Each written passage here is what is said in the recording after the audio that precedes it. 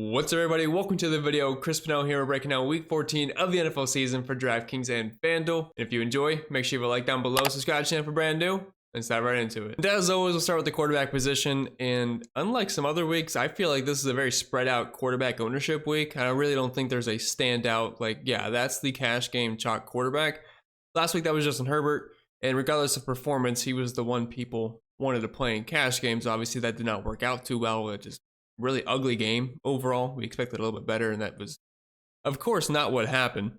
But this weekend, I really don't think there's a standout. Like, sure, if you could afford Josh Allen, if you could afford Jalen Hurts, like, yeah, those are the guys you want to get to. But based off roster construction, I think we kind of want to go at least one or two expensive running backs. And then we do have a couple of 5K options that are going to be viable this week just due to injuries at Breece Hall and Chris McCaffrey and Jordan Mason. But at wide receiver, I really don't think there's a punt wide receiver this week. There's no David Moore. So I don't think there's really enough value in an optimal median projection stance where you're going to get to these expensive quarterbacks.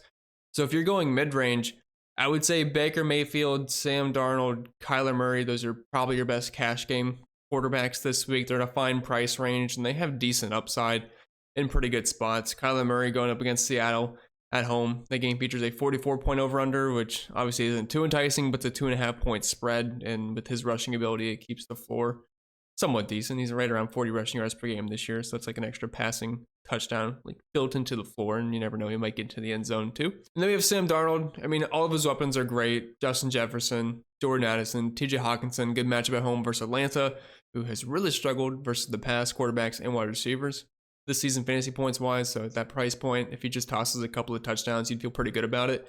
And on the season, he is averaging just under 2 passing touchdowns per game this year. And Baker Mayfield finds himself in a good spot at home versus the Raiders, 27.5 point implied team total, which is the same as Josh Allen on the Bills, just a little bit lower than the Philadelphia Eagles. He's averaging over 2 passing touchdowns per game this year. Not a bad matchup. And I mean, everybody on Tampa Bay looks good. This is a pretty similar spot to last week versus the Panthers. Mike Evans, Baker, Bucky Irving, Kate Otten all look pretty viable this week. But cash games are boring, so let's talk some stacks for tournaments. If you guys do have access to this sheet here, or just any part of the model, which includes each and every single player, I have set it out for the entire slate. Cheat sheet over cash games, tournaments, the projections for DraftKings and FanDuel, optimizer, ownership projections, all that fun stuff. You know where to find it. Link can be found down below. But we're going to have this sorted by just the most expensive teams, and if we can group this by game, I will try to do so if possible. So first here we have Buffalo versus the Los Angeles Rams on the road in LA. Got both teams listed on here. I think both are fine for tournaments. 49.5 point over under, which is the best game on here. Highest, I should say. I don't know if it's gonna be the best game, but at least from a point standpoint. And only a 3.5 point spread, which might be a little bit closer than you'd think versus the Los Angeles Rams with this being on the road. This stays close. It definitely has potential for some fireworks here. Loads of good fantasy options. Now, for me on Buffalo, I don't mind just playing Josh Allen naked. If you want to stack him, obviously you could use Khalil Shakur. We'll see what the injury status is on some of these skill position players. But if you want to play Josh Allen naked, that is perfectly fine with me. And if I'm playing on FanDuel, he'd be my preferred option, I think, in cash games at quarterback. Because I do think it is possible to make that fit. And then on the Los Angeles side of things, everybody's in play here. You have Matthew Stafford paired with either Puka Nacua, Cooper Kupp. You can use Kyren Williams if you want. We know that Buffalo run defense has not looked great so far this year. So honestly, this game has lots of good fantasy potential here. We have Philadelphia versus Carolina. Obviously, not too much interest on the Carolina side of things. This isn't like last week where I think a lot of people like them. Versus the Tampa Bay Buccaneers, softer defense, and Bryce Young, Adam Thielen, David Moore stacks. They were very cheap, and you could stack the game up. It was really easy to do so. I mainly just feel the onslaught here. So Jalen Hurts, AJ Brown, Devontae Smith is going to play. Looks like Dallas Goedert is going to be missing some time. So Grant Calcaterra, I don't know how you say it yet. Either way, he's going to be on the field. And then Saquon Barkley's in the nut spot. We'll talk about him when we get to running back, but you cannot ask for a better spot for Saquon Barkley this week. I think his rushing prop is at 113.5 yards. That's like one of the highest I've ever seen, but I think it's certainly deserved. Then we have Minnesota facing off versus Atlanta. Now, I do have Atlanta on here, but I don't personally plan on playing Kirk Cousins, but it's mainly just because I like some of the run back options. So if I'm playing Sam Darnold, we already talked about his skill position players. If I'm playing Darnold, I'd probably want to get 2 pass catchers with them, whoever it may be. And you're going back with a guy like Drake London. He was productive last week, pretty much. Well, him and Bijan were productive on the Falcons, but Kirk Cousins was horrible. I played Darnell Mooney in a lineup. He did absolutely nothing. I don't think Kyle Pitts had a stat last week, so that was a little brutal. But any of those guys are fine for run back options, just in a full-on game stack. The game does feature A 45.5 point over under 6 point spread in the Vikings favor, but 26.5 point total for the Minnesota Vikings is really not that bad. Then we have Tampa Bay here. I do not have Las Vegas listed, but Brock Bowers, Jacoby Myers, both fine run backs. We'll talk about them at wide receiver and tight end. But as you can see, Tampa Bay here, they have the best overall team projection for me currently at 115.8 when you factor in the quarterback, running back, wide receiver, and tight end situation. Baker Mayfield, Bucky Irving. Although he is questionable, we saw he missed practice yesterday, which is concerning. So if he happened to be out, that's a big bump to a guy like Rachaad White, and I guess even Sean Tucker. But Mike Evans, Cade Otton, even Sterling Shepard, if you want to throw that in the mix. But I love Tampa Bay this week. They are currently projecting to be the highest owned team for me right now, but a lot can change by the time Sunday rolls around because there's a lot of questionable players in the league right now. I mean, it seemed like half the league did not practice yesterday, so there's only so much I can work with here on a Friday afternoon. Seattle, Arizona. I played this game a couple of weeks ago expecting fireworks. There was some really good yardage performances. I mean, Trey McBride was awesome, and some other guys did well. JSN, other than that, there just really wasn't any touchdowns scored in that game, which was really annoying. Besides, I think JSN might have been the only one, if I remember correctly. Maybe, I think there was a defensive touchdown, but I think that's all I can remember. But it's still a close spread, and while it doesn't feel as good as a couple of weeks ago, I still don't mind getting to it in tournaments. Geno Smith, Kyler Murray, James Conner, Kenneth Walker, Marvin Harrison, who's very inconsistent, did get into the end zone last week. DK Metcalf, JSN, I mean, Trey McBride, he's been an absolute dog, basically a wide receiver. His targets have been insane this year. Somehow he has not gotten to the end zone. We really got to change that at some point, but lots of good skill position players in that game and quarterbacks that are viable.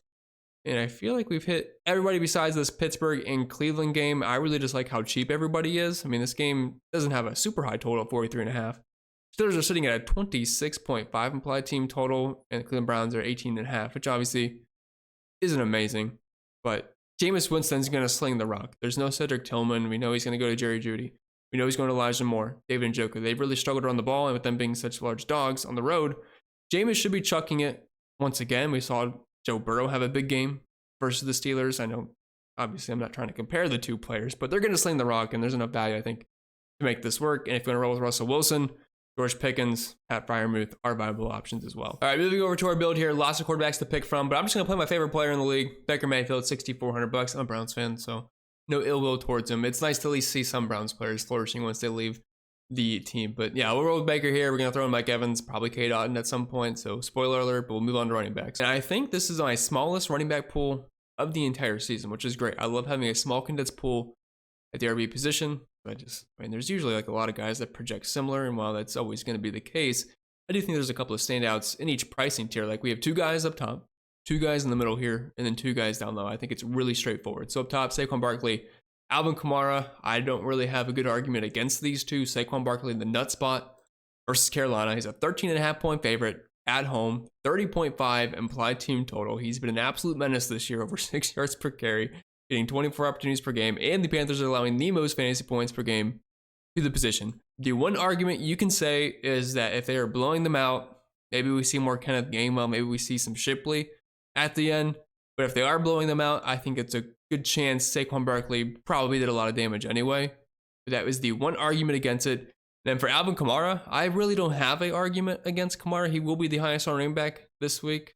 Maybe it's close with the addition of Braylon Allen with no Breece Hall, but I do think Kamara is going to be the highest owned player on the entire slate, and he would still be the chalk with Taysom Hill playing, but with Taysom Hill out for the season, it is going to be the Alvin Kamara show this week. They have no choice but to force feed him the ball.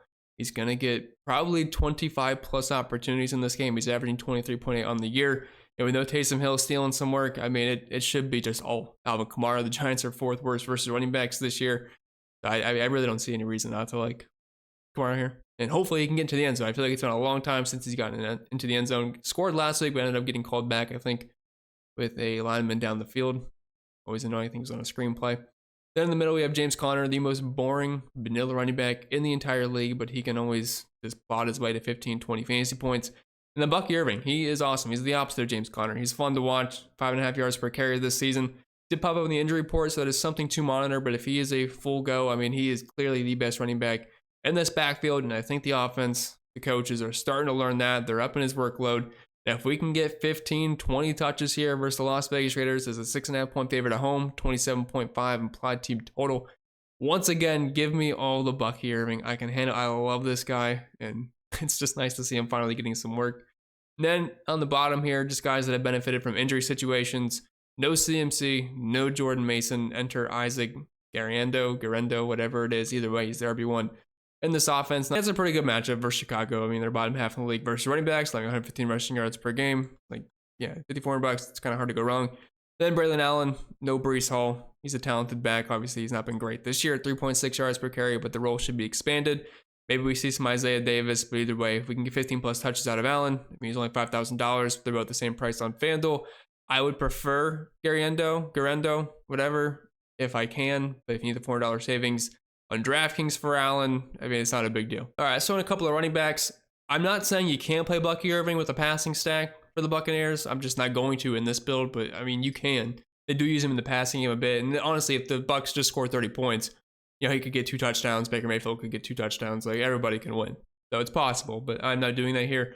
I'm going to play Alvin Kamara, though. We can save $1,000 from Saquon Barkley. And, I mean, they project very similar for me. Saquon's slightly higher, but that $1,000 discount really gets me there on Alvin Kamara. And that's another reason why ownership should sway in his favor as far as being higher owned.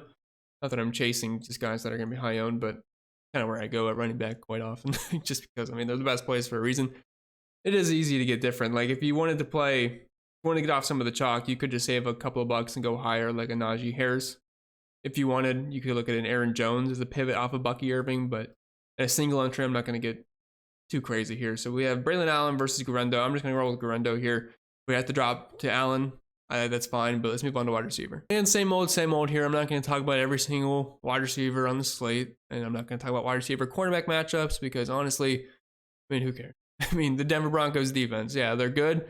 And Jerry Jeudy gets 250 yards. Jameis Winston throws for 500 yards. Like, just guys, it's not something I would really concern myself with. Good players, good coaches, teams, they just know how to get their good players in position where they can succeed and get an open space. So it's not something I concern myself with too much. So if I am playing cash games, just single out a couple of guys here. The mid-range is probably where I'm going to live. Mike Evans would probably be the highest I would go in cash games this week. But in reality, you're probably living in the Drake London, Jerry Jeudy with no Tillman once again, Jacoby Myers, Juan Jennings range. He's $5,200, and he's the wide receiver one in this offense. It is not Deebo Samuel. I know it's a tougher matchup versus Chicago, but this game is not going to be played in the snow, and Brock Purdy is another week to get healthier. So, I mean, he is firmly like one of the safest options in cash this week. Same with Jacoby Myers for these $600. He is just getting absolutely peppered with targets, and Tampa Bay is one of the worst teams in the league versus the wide receiver position, and if he's going to give me around 10 plus targets, I would take it. And they should be trailing, so it's a fine game script. And then Drake London, I'm assuming the Falcons are going to be trailing on the road here, and they're currently, Minnesota is last in the league versus the wide receiver position. So these are kind of like the 3 guys that I think most people will flock to, and Jerry Jeudy, Calvin Ridley, like the mid-range 5 to 6K wide receivers, all look pretty solid in cash games this week. Okay, back to the build here. We got to get some pass catchers with Baker Mayfield, and how does Baker Mayfield usually score fantasy points? Well, he does it by throwing the ball to Mike Evans, who happens to be pretty good at catching football. So we'll throw him in there. He's $7,200, a little bit more on the expensive side. And as you can notice here, we have less than $5,000 left per player. So we can't get too crazy in spending, but I do want a run back option in this game. And that's either going to be Brock Bowers or Jacoby Myers, but Myers is a little bit cheaper. And I don't mind double stacking here with Cade Otton. So that's the route we'll go.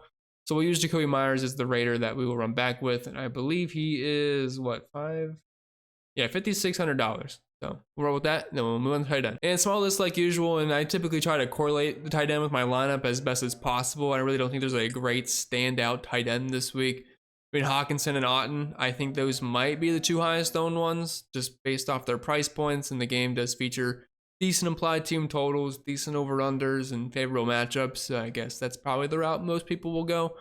But if you can afford Brock Bowers, I mean, of course, him and George Kittle, best tight ends in the league right now. Trey McBride's right up there with them. I mean, just absolute studs. Bauer at 27% target share this season. Trey McBride at 28% target share. McBride can't score a touchdown to save his life, but either way, both guys, absolutely incredible. And Njoku would make sense for Cleveland-Pittsburgh stacks, pairing option with Jameis Winston. Otton Hawkins, we already talked about it. I think it's kind of obvious you'd play them with their quarterback. And Grant Calcaterra, if you need a cheaper option. Carolina, it's a bit sticky to look at defense versus tight end, but they are last in the league versus the position. So, I mean, with no Dallas Goedert, sure, I wouldn't expect too much, but if he can get you 5 to 8 points, it's whatever. They don't usually talk about defense, but just to give you a couple of options here for deep, I usually try to go as cheap as possible. Jaguars, Giants, both cheap enough with lower over-unders, lower implied team totals. I think that's fine, but look at the Jags here. I mean, 3.7 sacks per game for the Titans, 1.1 interceptions, 0.8 fumbles. I mean, the Jaguars will probably beat the chalk defense this week with how cheap they are. And they do project really well. And it's not like the Titans' offense is anything to be too scared of. Like, sure, they have Calvin Ridley, but it's like whatever. Titans, Saints, also fine options. And if you are spending up Buccaneers and the Steelers, we know Jameis Winston can certainly turn the ball over. But I usually try to save my money, so I'd probably be below 3K in the majority of my builds. Okay, let's finish this build off here. We have 4 spots, $4,300 average salary. That's still on a cheap defense, so we know what kind of actual money we had to work with here. I'm probably just going to plug in the Jags here. I mean, no one knows how a defense is really going to play out. The Jets projected well for everybody last week. They ended up doing very well. They got a defensive touchdown. Sometimes that is all it takes. But we can't project those. Now we have about $5,000 left to work with. I want to double stack with Baker. We're going to run K-Dot in here. He's only $4,400. I know it was not a great week last week, but he still had 7 targets, which is perfectly fine. Only 6 points and 20 yards, but hopefully we can get to the end zone this weekend. Now we have $5,200. If you want to go the triple running back route and get the 2 cheap running backs, we could do that. Brandon Allen is $5,000 exactly. That would leave us with $5,400 for the wide receiver 3 spot. I know there's a couple of options. I think we're just missing out on Calvin Ridley, just missing out on Jerry Jeudy, which I guess is unfortunate, but it is what it is. But we have Jalen Waddle, Adam Thielen, Jordan Addison, Juwan Jennings. I mean, Jennings would probably be my preferred option there. So honestly, that's not a bad looking field roster construction wise. The point is this is never to give you guys a lineup to use in all your contests. I'm just building this on the fly with using the players that we talked about. And I try to make a stack really quick. So we have Baker Mayfield double stack with Mike Evans and Cade Otton. We're running it back with Jacoby Myers for the full game stack. We have Alvin Kamara, Grando, Braylon Allen, just full on chalk at the running back position, but I mean, I don't really care. Juwan Jennings, the wide receiver, and then the Jaguar. Honestly, it's a very chalky lineup, but we're just making like a single entry type build. If you want to make a couple of pivots, you could certainly do that. You could take Alvin Kamara out, and you could look at Bijan Robinson, who will be lower owned, James Cook, just to get exposure to the Buffalo Bills. That is certainly an option. You could play around with a couple of things and get Saquon Barkley in and then move a couple of things around. Oh, that's probably a little bit easier said than done, but overall, don't mind the makeup of this lineup. And as usual, we're going to see which players pop up here in a quick 20 max. I did remove the ownership projections, and we'll be doing some quick settings here just to, well, I guess they did save here. Position stacks. Let's remove the run back option just for now, but already had that saved, so easier for me. A little bit of randomness on the projections here, and we'll let it run. And just by the eyeball test here, I'm seeing a lot of quarterbacks we talked about with Baker Mayfield, Jameis Winston, and Sam Darnold. But let's look at the actual exposures here. A lot of Jennings, a lot of Jaguars defense, a lot of Kamara, Jacoby Myers, Bucky Irving, Cade Otton. Not surprised about that. Looks like Sam Darnold is the quarterback that's getting pumped in the most in the 20 max here, then Baker. Then seeing some Brock Purdy. I'm assuming that's just because Juwan Jennings maybe getting a lot in there, but I haven't really had my eye on Brock Purdy much. Maybe I should. I don't have to take a look at that really quick, but let's look at a couple of the builds here for each quarterback. So look at Baker Mayfield. Looks like we got a double stack with him. Mike Evans, Cade Otton. Actually, it's a triple stack with Sterling Shepard. Although if you wanted to fix that, you could do a max from each team and potentially just that doesn't happen because I really don't want a triple stack with Baker. And it also has Bucky Irving. So like I said, I just threw in some really quick settings. If I was actually doing 20 max, I would get it polished up to how I want it. But this is just a full-on Tampa Bay onslaught. We also have Jacoby Myers. This one does not have Bucky Irving. It also doesn't have Sterling Shepard. So honestly, this one looks a little bit better. And it's actually very similar to the one we just built. This one has just Mike Evans and Cade Otton ran back with Jacoby Myers, Kamara, Braylon Allen.